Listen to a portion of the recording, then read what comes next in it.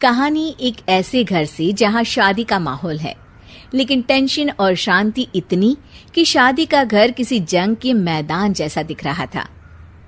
अरे जैसा मर्जी डेकोरेशन कर दो, पैसों की चिंता मत करो। इतना पैसा जब लड़के वालों को दे दिया तो फूल वालों को देने में मुझे क्या दिक्कत है? अरे धीरे बोलो ना, साफ लग रहा है कि फ्रस्ट्रेटेड हो। अरे तुम तो चुप ही रहो। एक बेटी संभाल नहीं पाई। सारा दिन मैं काम पर जाता था, सोचता था घर पर बच्चों को अच्छे से संस्कार मिल रहे होंगे, लेकिन नहीं, मैडम को तो अपनी किटी और फैशन से फुर्सत मिले तब ना। माँ चुपचाप वहां से चली जाती है। समझ में नहीं आता कि आखिर शर्मा खानदान में हो क्या रहा है। कल तक चिड़िया सी फुदकने वाली शीना की शादी यूं अचानक एक मोटे काले लड़के से क्यों हो रही है?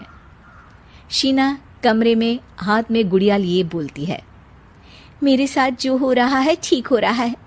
तुम तो सब जानती हो, साहिल मेरे लिए भगवान है। अब जब वो ही नहीं मिला तो फिर कोई भी हो, जिंदगी ही तो जीनी है, जी लेंगे। बाहर शीना की बुआ किसी से बात करती है। अरे मोटा नहीं, उसे तो खाते पीते घर का कहते हैं। अब ओबेरॉय का नाम भी किसी को बताने वाली बात है। उनका इकलौता लड़का तो करोड़ों की सामी तो है ही। अरे हमारी शीना बिटिया तो रानी बनेगी, रानी। इन सब के बीच कहीं कोने पर शीना हाथ में मेहंदी सजाए बैठी थी और आंखों में आंसू सजाए। और वो समय भी आ जाता है जब शीना मंडप के नीचे हाथ में वरमाला लिए खड़ी होती है, लेकिन तभी अफरा तफरी मच जाती है।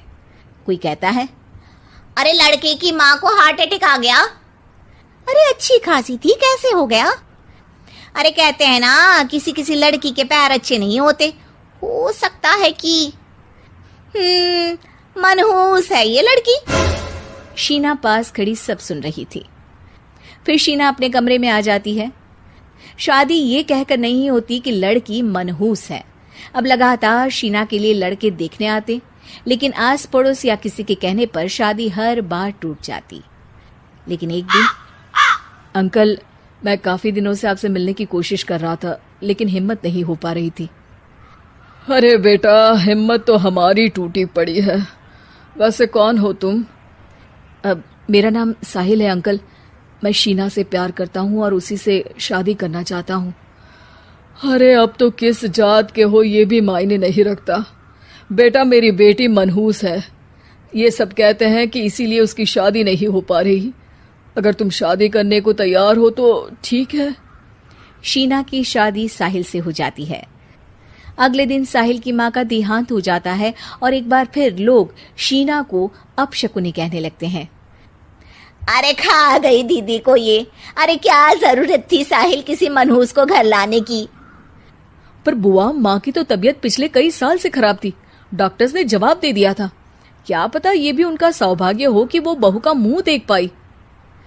अरे बहू का मुंह देख पाई, या ये कह लो कि बहू का मुंह देखते ही स्वर्ग लोक सिधार गई। खैर, हमें क्या, घर तुम्हारा है, हम तो चले। अब शीना को खुद पर ही शक होने लगता है कि कहीं सच में वो अपशकुनी तो नहीं। साहिल, हम दोनों की शादी नहीं हुई होती तो अच्छा था। देखो ना, कैसे पहले मेरी शादी टूटती थी और अब तुम्हारी माँ भी।